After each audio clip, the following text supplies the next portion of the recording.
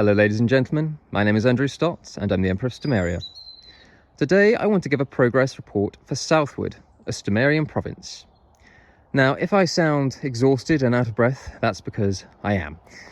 Today has been a very long day and we've got a lot done. There's still a lot more to do, but we have made some good progress. So, the leaves. We have started to get rid of the leaves and expose once again the gravel underneath. We are going to be doing the same for the entirety of the land because we have clover to uncover and even some grass down at the bottom there. So we need to get all of this up before spring. So we've got about a month or so to do it. I'm confident we are going to be able to do it. And I actually purchased a leaf blower to make that job a little bit easier. And as you can see, it has proven to be relatively successful. The other thing that we have done today is take down all of the chicken wire fencing, because it was getting on my nerves, frankly. The cats kept jumping over it, and every time they failed to do so, they got caught on the wire and they pulled it down, and it was just becoming more and more wavy and very unpleasant to look at from my own perspective. And so I have taken all of that down with the assistance of my younger brother, who is a Prince of Stomaria, and replaced it with this like livestock fencing. However, it wasn't until we started putting it up that King Daniel of Wayward, who was also here today, he was doing the leaf blowing as well as trimming all this back, which we'll discuss in a minute. He pointed out that it is actually upside down. Now, when we actually started, I didn't realise that some of these fencing holes were larger than the others, and apparently you're supposed to have the smaller ones at the bottom, which I suppose makes sense with livestock. Now, because we're not actually using this to keep livestock, it's not going to be the end of the world from our own perspective, but it is going to be a source of annoyance to me for the rest of time. But it does look significantly better than the chicken wire fencing beforehand. It's a lot more attractive, a lot sturdier.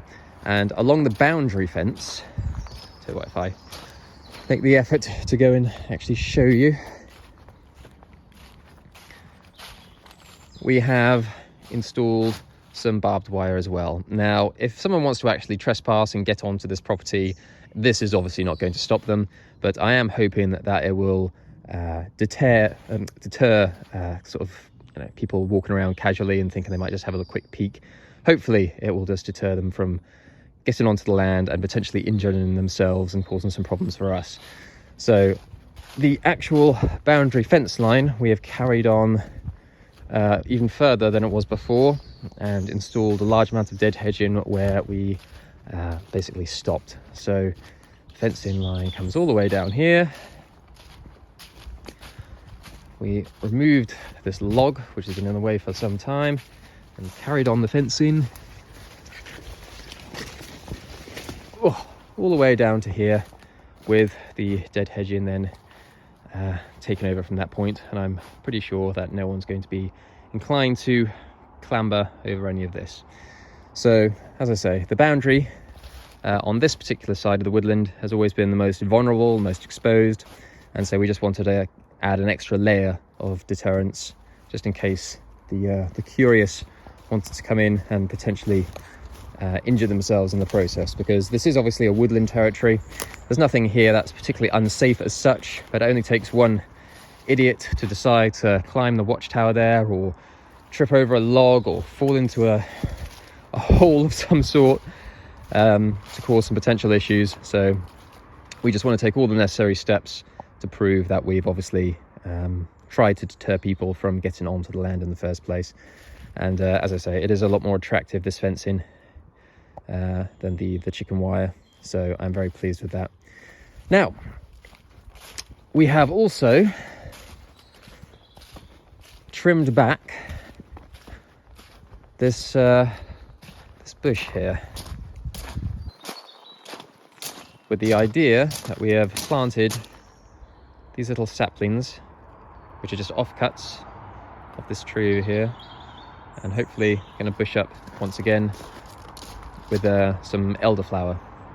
So that's what we're doing there. And obviously we have some new additions actually, which was purchased by King Daniel earlier today, which are some apple trees, and he's also going to go get some cherry trees to install along this bed as well, because for the longest time we weren't sure what we were actually going to do with this bed. But I think planting some fruit trees will be quite a good shout on that one, and we'll see how they go. Now, as well as leaf blowing and putting up a fence, we have begun the process of trimming this fallen tree. So for those who have watched our previous progress reports, they will remember that this tree actually fell down, rotted away, and just collapsed, crushing everything underneath it, including the part of the archway that the Waywoodian community and King Daniel of Waywood in particular is very fond of. So that's going to have to be repaired at some point. But we've begun the process of taking some of the branches off, but it's going to require a far bigger chainsaw than the one we had today to actually chop this up properly. But it should be done by the Imperial Summit in June.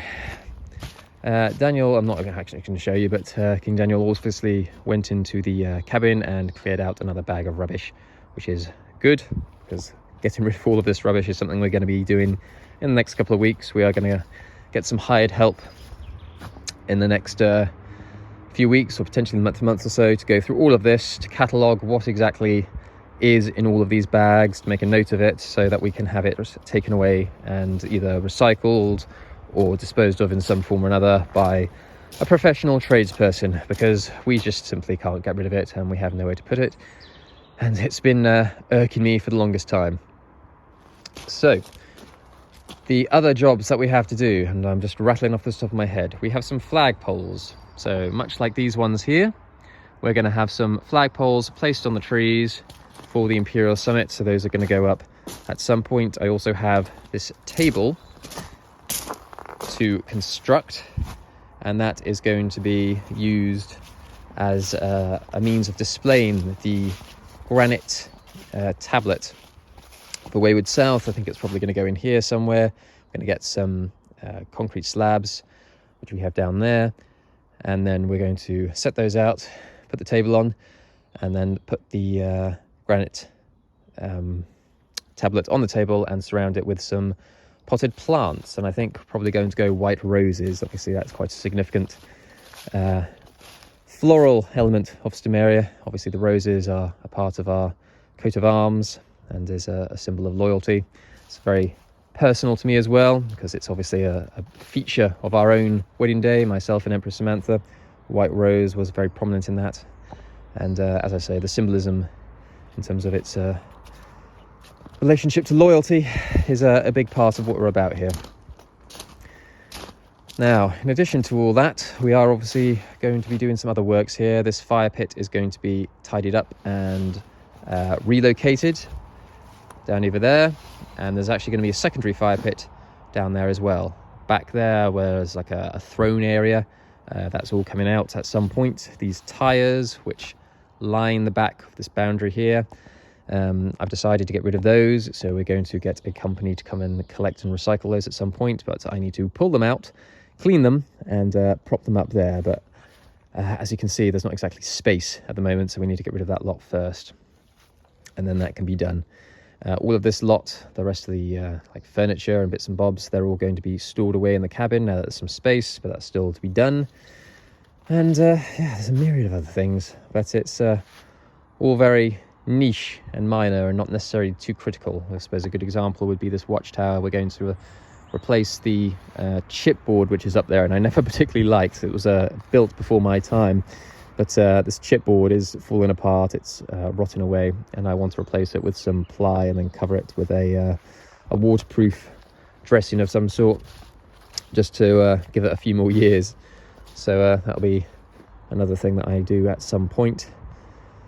And the other thing that we want to be doing is installing some new CCTV. So we do have CCTV cameras about as it is, but what we want to do is we want to actually use the solar power that we have, a very limited amount, but it's for solar power all the same, to actually power a small Wi-Fi device, which will allow us to actually have a live feed of the land from our phones, as and when we get the CCTV cameras installed, or the new ones rather. So I look forward to getting that. And so that all of this is basically in preparation for the next, I don't know, the tail end of 2025. So from June onwards, basically, after the Imperial Summit, we are going to be spending exceptionally little time here in the great scheme of things, because we're going to be moving on to new territories, which we will hopefully be acquiring during that time, and then we will spend our time developing those and getting those ready for the next Imperial Summit next year, and utilising those to the best of their ability.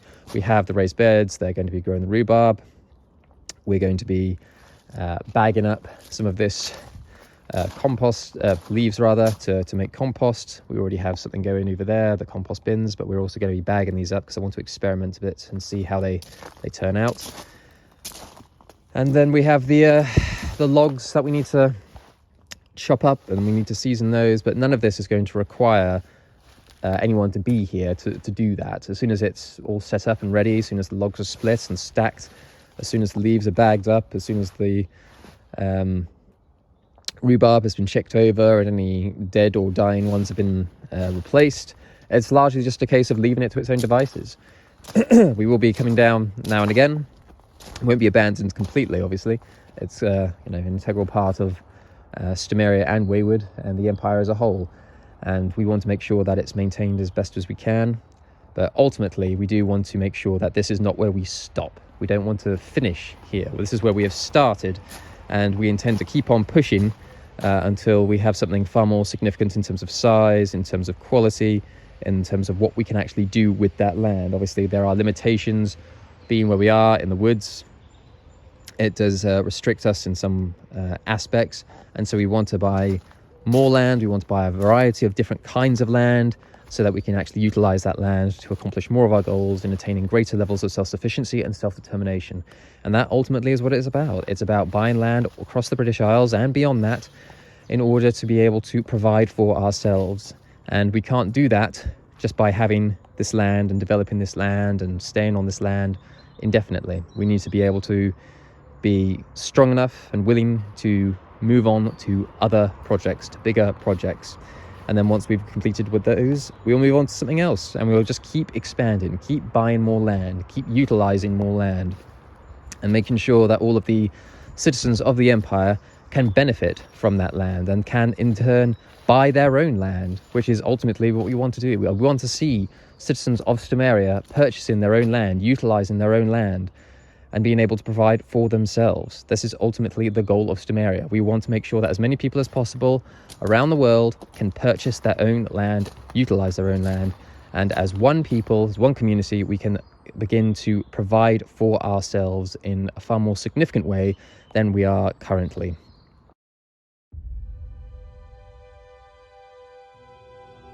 If you want to learn more about Stomaria or play an active role in our development and expansion, visit our website at www.stomaria.com and find out what it means to be a Stomarian.